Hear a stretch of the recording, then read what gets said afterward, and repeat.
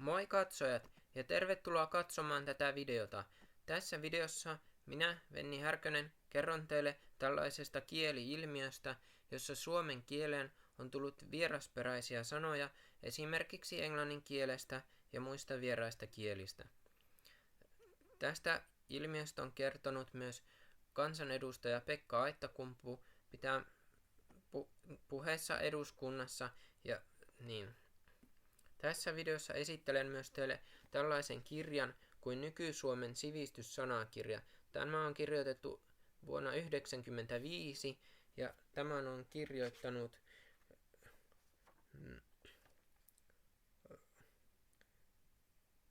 Suomalaisen kirjallisuuden seura ja toimittanut Nyky-Suomen laitos.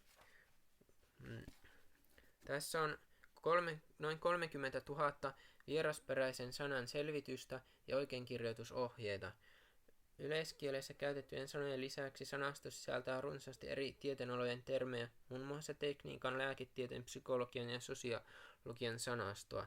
Tällaisia kirjoja voin suositella. En tiedä, onko uudempia kirjoja julkaistu. Tuo on kirjoitettu tosiaan 1995 ja niin. Olen tehnyt tällaisia yhteiskunnallisia juttuja, videoita aiemminkin, mutta tälle kanavalle teen näitä jatkossa. Ja olen tehnyt esimerkiksi blogeja ja ollut mukana politiikassa. Minulla on myös oma teos nimeltä Vennin poliittiset ohjelmat. Niissä kerron näkemyksiäni yhteiskunnasta, miten Suomea tulisi kehittää. Siihen sain idean kaveriltani Dmitryltä ja niin.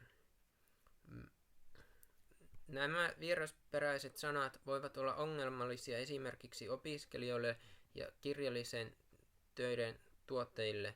Opiskelijat tekee usein esseitä ja sitten opiskelumateriaaleissa voi olla sellaisia sanoja, joissa on vaikea ymmärtää vierasperäisyyden takia, ja kun ymmärtää sanan oikean merkityksen, niin sitten on helpompi hahmottaa koko kokonaisuus. Näitä sanoja voi kysyä esimerkiksi ChatGPT:ltä, kysyy jonkun, että mitä yksittäinen sana tarkoittaa, ja siihen saa tätä esimerkkiäkin selvemmän vastauksen, kun kysyy, että täyttä suomennosta yhdellä sanalla. Mutta tässä on joitakin ainakin lähelle meneviä suomenkielisiä sanoja, esimerkiksi trendi tai trendikäs, ja tällainenkin sana kuin looginen, tai passiivinen, niin nämä on monesti suomalaisten käytössä tänä päivänä, mutta sitten voi olla vaikea ymmärtää, niin ei kaikki ehkä hoksaa, mitä ne täsmälleen tarkoittaa. Sitten kun tekee kirjallisia töitä, kuten blogeja, niin tuon lukijan tai sitten videon katsojan on helppo hoksata, että mitä siinä videossa tai blogissa tarkoitetaan.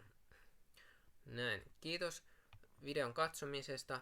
Laittakaa kommentteihin, haluatteko nähdä osa 2 ja millaisia videoita toivotte tälle kanavalle näistä yhteiskunnallisista aiheista, ja laittakaa kanava tilaukseen ja laittakaa, jos teillä on omia kokemuksia, myös kommentteihin. Laittakaa tykkäys myös. Kiitos videon katsomisesta.